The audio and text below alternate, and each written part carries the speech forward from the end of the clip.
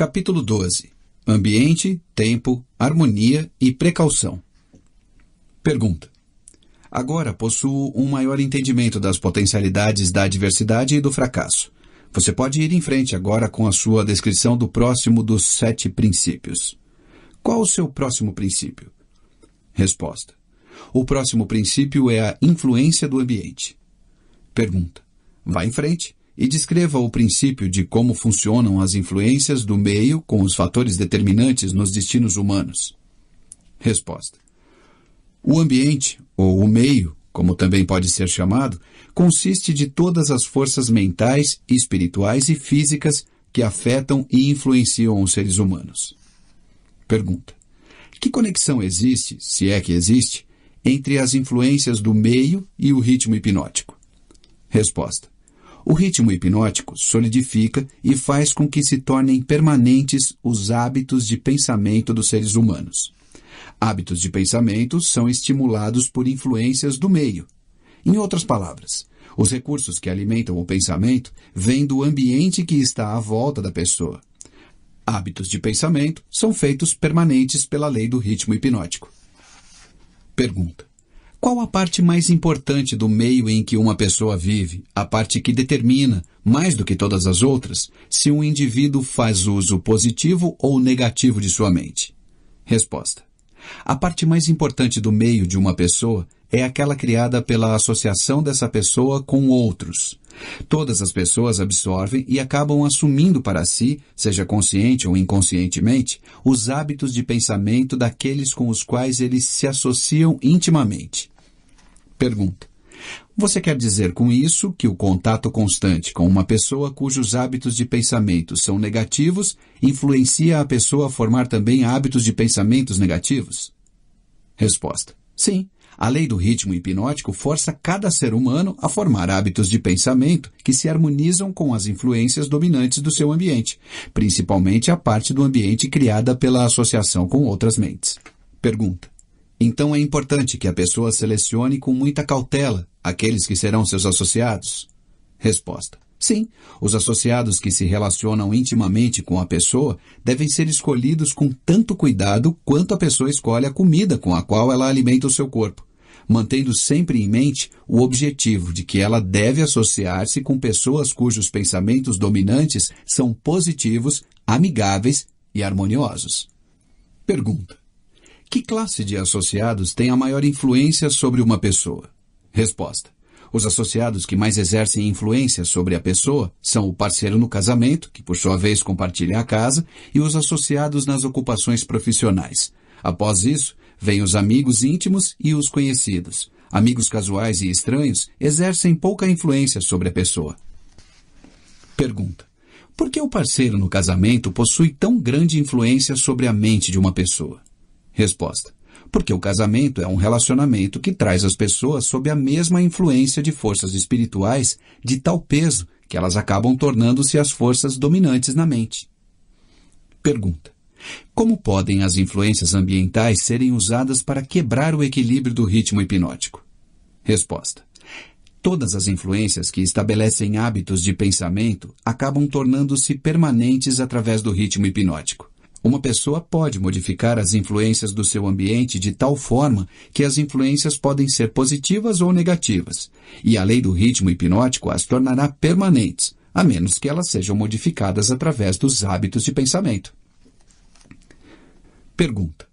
Para colocar essa verdade de outra forma, uma pessoa pode submeter-se a qualquer influência do meio em que ela deseje, seja positiva ou negativa, e a lei do ritmo hipnótico fará com que essa influência torne-se permanente quando essa pessoa assumir a magnitude deste hábito de pensamento. É dessa forma que a lei funciona? Resposta. Isso está correto. Tome cuidado com todas as forças que inspiram pensamentos. Essas são as forças que constituem um ambiente e determinam a natureza do destino da pessoa no planeta. Pergunta. Que classe de pessoas consegue ter controle sobre as influências do meio? Resposta. Os não alienados. Todos aqueles que são vítimas do hábito da alienação perdem a sua força para escolher o seu próprio ambiente. Eles tornam-se vítimas de cada influência negativa do seu meio. Pergunta: existe alguma saída para o alienado? Existe algum método pelo qual ele possa submeter-se às influências de um ambiente positivo? Resposta: sim, há uma saída para os alienados. Eles podem parar de alienar-se, assumir o controle de suas próprias mentes e escolher um ambiente que inspire pensamentos positivos. Isso eles conseguem obter através da definição de propósito. Pergunta: isso é tudo que há para eliminar o hábito da alienação? Esse hábito é apenas um estado da mente? Resposta: alienar-se nada mais é do que um estado negativo da mente, um estado de mente conhecido pela ausência total de propósito. Pergunta: qual o procedimento mais efetivo que uma pessoa pode seguir para estabelecer um ambiente que seja útil para desenvolver e manter hábitos de pensamentos positivos? Resposta: o mais efetivo de todos os ambientes é aquele pelo qual um grupo de pessoas cria uma aliança amigável, que os obrigará a auxiliar um ao outro no alcance de um objetivo através de um propósito definido.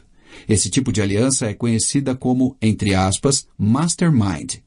O mastermind consiste da associação de indivíduos cuidadosamente escolhidos, cada qual enriquecendo essa aliança com algum conhecimento, experiência, educação, plano ou ideia, especialmente habilitados para fazer com que o objetivo de cada um seja atingido através de um propósito definido. Os líderes mais bem-sucedidos, em todos os momentos da vida, buscam o auxílio desse tipo de influência do meio, feita especialmente para servi-los. Realizações fantásticas são impossíveis sem a cooperação amigável de outros. Para colocar a verdade de outra forma, pessoas bem-sucedidas devem controlar o seu ambiente, garantindo assim manter total controle contra a influência das forças negativas do meio. Pergunta: a responsabilidade que as pessoas possuem com seus parentes faz com que seja impossível para elas evitar a influência de um ambiente negativo? Resposta: nenhum ser humano deve a outro ser humano qualquer grau de responsabilidade que possa roubar o seu privilégio de construir os seus hábitos de pensamento em um meio positivo.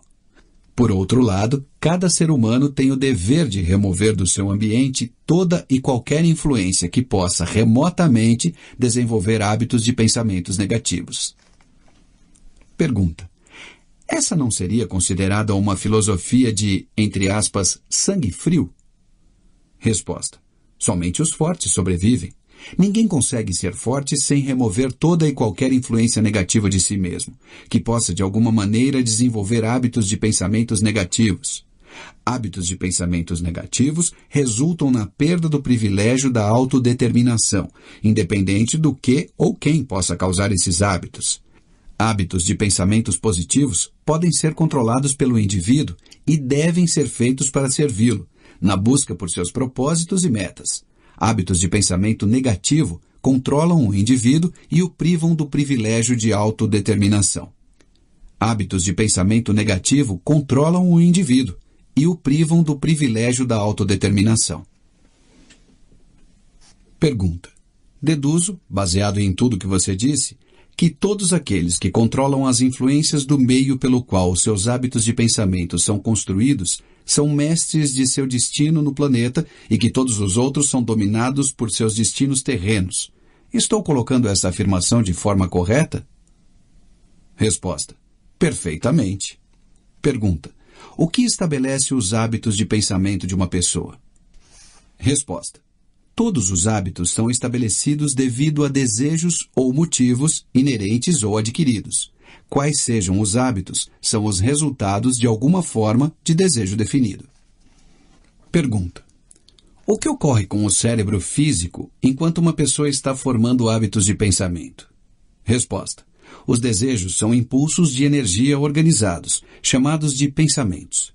Desejos que são mesclados com sentimentos e emoções magnetizam as células cerebrais nas quais eles estão armazenados e preparam essas células para que sejam assumidas e direcionadas pela lei do ritmo hipnótico. Quando qualquer pensamento aparece no cérebro ou é criado lá, e é misturado com os sentimentos puros da emoção do desejo, a lei do ritmo hipnótico começa a agir, e de uma vez por todas começa a traduzir isso no seu equivalente físico. Pensamentos dominantes, que por sua vez agem inicialmente pela lei do ritmo hipnótico, são aqueles que estão mesclados com os desejos mais profundos e com os mais intensos sentimentos envolvidos. Hábitos de pensamentos são estabelecidos pela repetição dos mesmos pensamentos. Pergunta: quais são os motivos ou desejos que mais impelem e inspiram a ação do pensamento?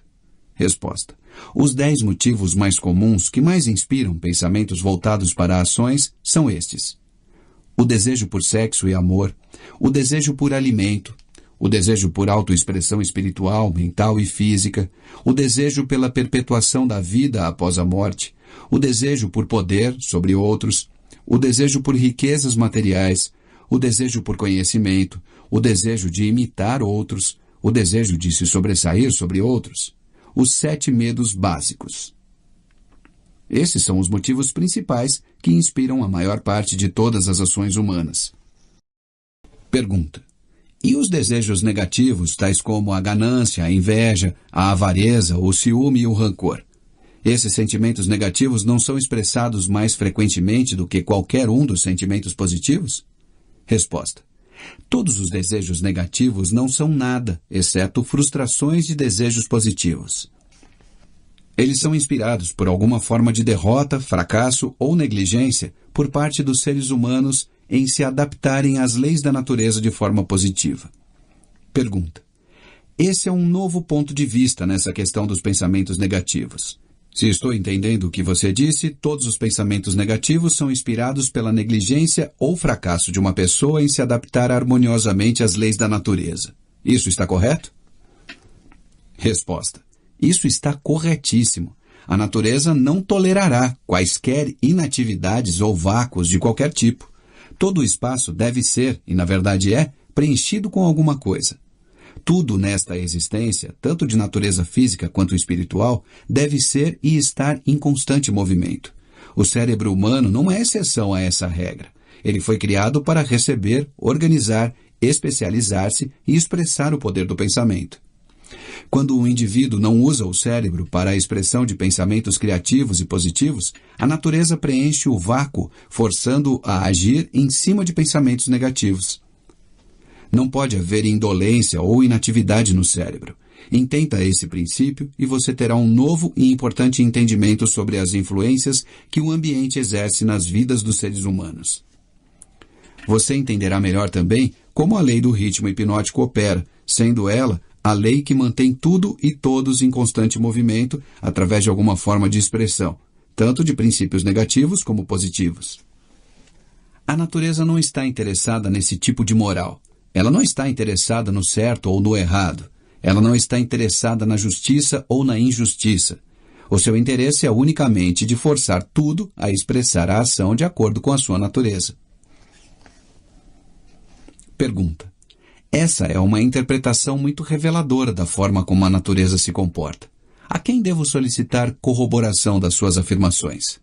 Resposta: aos homens de ciências, aos filósofos, a todos os pensadores deste mundo. Por último, às manifestações físicas da própria natureza. A natureza não possui nada parecido com matéria morta. Cada átomo da matéria está em constante movimento. Toda a energia movimenta-se contínua e constantemente. Não existem espaços vazios em lugar algum. O tempo e o espaço são literalmente manifestações do movimento, com tal grandeza de velocidade que não pode ser medida pelos seres humanos. Pergunta: por tudo que você está dizendo, uma pessoa é forçada a concluir que as fontes de conhecimento são chocantemente limitadas. Resposta: as fontes desenvolvidas de conhecimento são limitadas. Todo o cérebro de um adulto normal é um portal em potencial para todo o conhecimento que existe através dos universos. Todo o cérebro de um adulto normal possui dentro do seu mecanismo a possibilidade de se comunicar diretamente com a inteligência infinita, a fonte de onde provém todo o conhecimento que existiu, existe e existirá. Pergunta: a sua afirmação me leva a crer que todos os seres humanos podem tornar-se aquilo que chamam de Deus. É isso que você quer dizer? Resposta: através da lei de evolução, o cérebro humano está sendo aperfeiçoado para comunicar-se automaticamente com a inteligência infinita. A perfeição virá através do desenvolvimento organizado do cérebro através da sua adaptação às leis da natureza. O tempo é o fator que trará a perfeição. Pergunta: o que causa ciclos de eventos recorrentes, tais como epidemias de doenças, crises econômicas, guerras e ondas de crimes?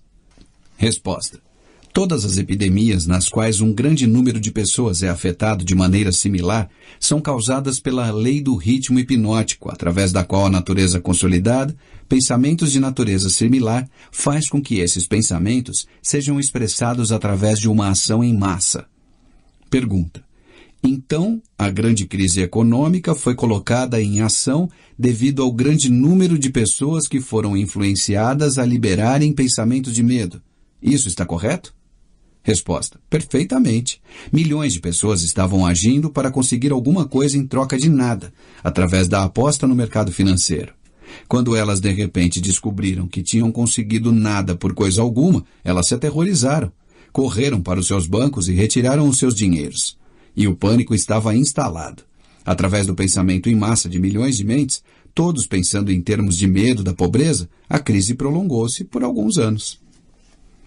Pergunta: pelo que você está dizendo, deduzo que a natureza consolida os pensamentos dominantes das pessoas e os expressa através de alguma forma de ação em massa, tais como crises econômicas, momentos de euforia nos negócios e assim por diante. Isso está correto? Resposta: você está com a ideia certa. Pergunta: vamos agora para o próximo dos 7 princípios. Vá em frente e o descreva. Resposta: o próximo princípio é o tempo, a 4ª dimensão. Pergunta: qual a relação que existe entre o tempo e o funcionamento da lei do ritmo hipnótico? Resposta: o tempo é a lei do ritmo hipnótico. O lapso de tempo necessário para dar permanência aos hábitos de pensamento depende principalmente do objetivo e da natureza dos pensamentos. Pergunta: mas entendi pelo que você disse antes que a única coisa permanente na natureza é a mudança. Se isso é verdade, então o tempo está constantemente mudando, rearranjando-se e recombinando todas as coisas, incluindo os hábitos de pensamento das pessoas. Como então poderia a lei do ritmo hipnótico dar permanência aos hábitos de pensamento de uma pessoa? Resposta: o tempo divide todos os hábitos de pensamentos em 2 classes, pensamentos negativos e pensamentos positivos. Os pensamentos de um indivíduo estão constantemente modificando-se e sendo recombinados para se adequarem aos desejos desses indivíduos.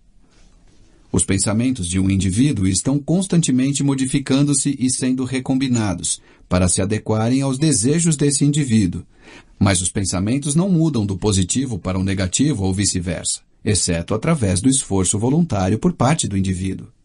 O tempo penaliza o indivíduo por todos os pensamentos negativos e o recompensa por todos os pensamentos positivos, de acordo com a natureza e o propósito dos pensamentos.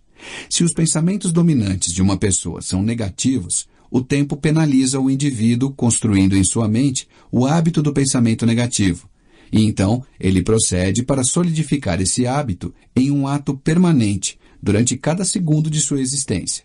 Os pensamentos positivos são, da mesma forma, construídos pelo tempo e acabam tornando-se hábitos permanentes. O termo, entre aspas, permanência, é claro, refere-se à vida natural do indivíduo.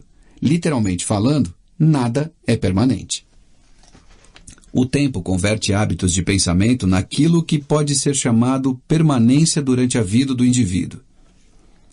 Pergunta: agora possuo um entendimento melhor de como o tempo trabalha. Quais outras características possui o tempo em conexão com o destino dos seres humanos na Terra? Resposta: o tempo é o tempo que influencia a natureza, através do qual as experiências humanas podem ser amadurecidas em sabedoria. As pessoas não nascem com sabedoria, mas elas nascem com a capacidade de pensar e podem, através do lapso de tempo, chegar à sabedoria pelos seus pensamentos. Pergunta: os jovens possuem sabedoria? Resposta: somente em assuntos elementares. A sabedoria vem somente com o tempo. Ela não pode ser herdada e não pode ser transferida de uma pessoa para outra, exceto através do lapso do tempo. Pergunta: o passar do tempo pode forçar um indivíduo a adquirir sabedoria? Resposta: não. A sabedoria vem somente para os não alienados, que formam hábitos de pensamento positivos, como uma força dominante em suas vidas. Os alienados e todos aqueles cujos pensamentos dominantes são negativos nunca adquirem sabedoria, exceto de coisas elementares.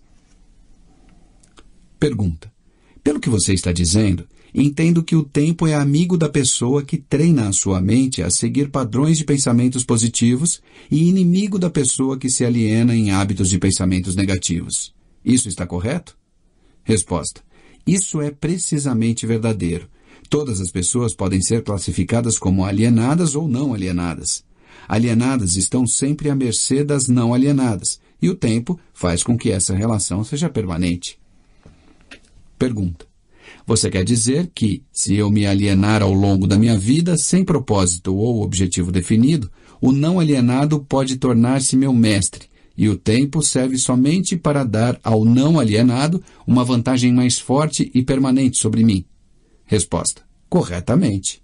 Pergunta: o que é a sabedoria? Resposta: a sabedoria é a habilidade de relacionar-se com as leis da natureza, de tal forma que elas possam servir a você, e a habilidade de relacionar-se com outras pessoas, de tal forma que você possa ganhar a cooperação harmoniosa e consciente dessas pessoas, para ajudarem você a conseguir qualquer coisa que queira da vida. Pergunta: então conhecimento acumulado não é sabedoria? Resposta: céus, não. Se conhecimento fosse sabedoria, as realizações da ciência não seriam convertidas em instrumentos de destruição. Pergunta: o que é necessário para converter conhecimento em sabedoria? Resposta: tempo mais o desejo por sabedoria. A sabedoria nunca pode ser imposta a uma pessoa. Ela é adquirida, se é que é adquirida, pelo pensamento positivo através de um esforço voluntário e pessoal.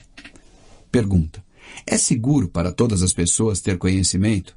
Resposta: nunca é seguro para qualquer pessoa ter um conhecimento extensivo sem sabedoria. Pergunta: em que idade a maioria das pessoas começa a adquirir sabedoria? Resposta: a maioria das pessoas que adquire sabedoria o faz após ter passado a idade dos 40 anos. Antes desse período, a maior parte das pessoas está muito ocupada angariando conhecimentos e os organizando em planos, em vez de gastar o tempo no esforço em conseguir sabedoria. Pergunta: qual circunstância da vida é mais apta para levar uma pessoa a adquirir sabedoria? Resposta: adversidade e fracasso. Essas são as linguagens universais de que a natureza se utiliza para transmitir sabedoria a todos aqueles que estão preparados para recebê-la. Pergunta: a adversidade e o fracasso sempre trazem sabedoria? Resposta: não, somente para aqueles que estão prontos para receber a sabedoria e, voluntariamente, procuraram por ela. Pergunta: o que determina o quão pronta está uma pessoa para receber a sabedoria? Resposta: o tempo e a natureza dos hábitos de pensamento. Pergunta: conhecimento adquirido recentemente equivale-se a conhecimento já testado e comprovado? Resposta: não. Conhecimento testado através do intervalo do tempo sempre é superior àquele que é recentemente adquirido. O tempo dá ao conhecimento a definição em termos de qualidade, quantidade e confiabilidade. Nunca se pode ter certeza de um conhecimento que não tenha sido testado. Pergunta: o que é um conhecimento confiável? Resposta: é o conhecimento que se harmoniza com a lei natural, o que significa que é baseado em pensamentos positivos. Pergunta: o que modifica e altera os valores do conhecimento? Resposta: sim, o tempo modifica e altera todos os valores. Aquilo que é conhecimento apurado hoje pode tornar-se nulo e inválido amanhã, devido ao rearranjo do tempo, dos fatos e valores. O tempo modifica todos os relacionamentos humanos, para melhor ou para pior, dependendo da forma pela qual as pessoas se relacionam umas com as outras. No domínio dos pensamentos, existe um momento em que é próprio para semear as sementes destes, e existe um momento próprio para fazer a colheita deles, da mesma forma como existe o momento correto para plantar e para colher no solo da terra. Sem a medição adequada do tempo entre a semeadura e a colheita, a natureza modifica ou retém as recompensas da semeadura. Pergunta: vá em frente agora e descreva os 2 últimos dos 7 princípios. Resposta: o próximo princípio é a harmonia. Observando-se toda a natureza, pode-se encontrar provas de que toda a lei natural acontece de maneira ordenada, através da lei da harmonia. Por meio do funcionamento dessa lei, a natureza força tudo o que estiver dentro dos limites de um determinado ambiente a relacionar-se de forma harmoniosa. Entenda essa verdade e você terá uma nova e intrigante visão da força do ambiente. Você entenderá por que a associação com mentes negativas é fatal para todos aqueles que estão em busca da autodeterminação. Pergunta: você quer dizer que a natureza voluntariamente força os seres humanos a se harmonizarem com as influências do seu meio? Resposta: sim, isso é verdade. A lei do ritmo hipnótico impõe à força sobre cada ser humano as influências dominantes do ambiente em que ele vive. Pergunta: se a natureza força os seres humanos a sofrerem a influência do ambiente em que eles vivem, que meios disponíveis existem para eles escaparem de um ambiente de fracasso e pobreza, quando, na verdade, eles desejam fugir desse meio? Resposta: eles devem mudar imediatamente desse ambiente, ou permanecerão orientados e envoltos pela pobreza. A natureza não permite que ninguém escape das influências do seu ambiente. Contudo, a natureza, em sua abundante sabedoria, dá a cada ser humano o privilégio de estabelecer o seu próprio ambiente mental, espiritual e físico. Entretanto, uma vez que ele tenha escolhido o seu ambiente, invariavelmente ele acabará se tornando parte dele. Esse é o funcionamento inexorável da lei da harmonia. Pergunta: em uma associação com fins comerciais, por exemplo, quem estabelece a influência dominante que determina o ritmo do ambiente? Resposta: o indivíduo ou os indivíduos que pensam e agem com definição de propósito. Pergunta: é simples assim? Resposta: sim. A definição de propósito é o ponto de partida pelo qual o indivíduo deve estabelecer o seu próprio ambiente. Pergunta: acho que não consegui acompanhar bem o seu raciocínio. O mundo inteiro está dividido pela guerra e pelas crises econômicas, e ainda outras formas de crises e rixas que podem representar qualquer coisa, exceto a harmonia. A natureza não parece estar forçando as pessoas a se harmonizarem uns com os outros. Como você explica essa inconsistência? Resposta: não há inconsistência. As influências dominantes no mundo são, como você diz, negativas. Muito bem. A natureza está forçando os seres humanos a se harmonizarem com as influências dominantes do ambiente do mundo. Manifestações de harmonia podem ser tanto positivas quanto negativas. Por exemplo, um grupo de homens em uma prisão pode, e eles geralmente pensam e agem de maneira negativa. Mas a natureza faz com que a influência dominante da televisão seja impressa em cada indivíduo que está presente nela. Um grupo de pessoas orientadas para a pobreza e que vivem em apartamentos pode lutar contra si mesmo e, aparentemente, resistir a todas as formas de harmonias. Mas a natureza faz com que cada um torne-se uma parte da influência dominante da casa em que eles vivem. Harmonia, da forma como o seu significado está sendo utilizado aqui, quer dizer que a natureza interrelaciona todas as coisas que são similares através de todos os universos. As influências negativas são forçadas a associarem-se umas com as outras, não importando onde elas possam estar. As influências positivas são, tanto quanto as negativas, definitivamente forçadas a associarem-se umas com as outras. Pergunta: estou começando a entender por que líderes de negócios bem-sucedidos são tão cuidadosos na escolha de seus associados. Homens bem-sucedidos em quaisquer ramos geralmente estabelecem o seu próprio ambiente, cercando-se de pessoas que pensam e agem em termos de sucesso. Essa é a ideia? Resposta: essa é exatamente a ideia. Observe com atenção que a única coisa que os homens bem-sucedidos exigem é que a harmonia impere entre os seus associados. Outra característica de pessoas bem-sucedidas é que elas se movimentam com definição de propósito e insistem para que os seus associados façam o mesmo. Entenda essas duas verdades e você entenderá a diferença que existe entre um Henry Ford e um trabalhador comum. Pergunta: agora me fale sobre o último dos 7 princípios. Resposta: o último princípio é a cautela. Próximo ao hábito de alienar-se, a característica humana mais perigosa é a falta de cautela. As pessoas alienam-se em todos os tipos de circunstâncias danosas devido ao fato de que elas não exercem a cautela, planejando os movimentos que fazem. O alienado sempre se move com a ausência de cautela. Ele age primeiro e pensa depois, se é que ele pensa. Ele não escolhe seus amigos. Ele aliena-se e permite que pessoas se liguem a ele nos seus próprios termos. Ele não escolhe uma ocupação. Ele aliena-se na escola e fica satisfeito quando consegue o primeiro emprego que lhe garante apenas alimentação e agasalho. Ele convida as pessoas a enganá-lo nos negócios pelo fato de não se informar das regras do negócio. Ele convida a doença, negligenciando informar-se das regras para ter uma saúde perfeita. Ele convida a pobreza por negligenciar proteger-se contra as influências do ambiente daqueles que são orientados para a pobreza. Ele convida o fracasso em cada passo que ele dá ao negligenciar o exercício da cautela para observar o que faz com que as pessoas fracassem.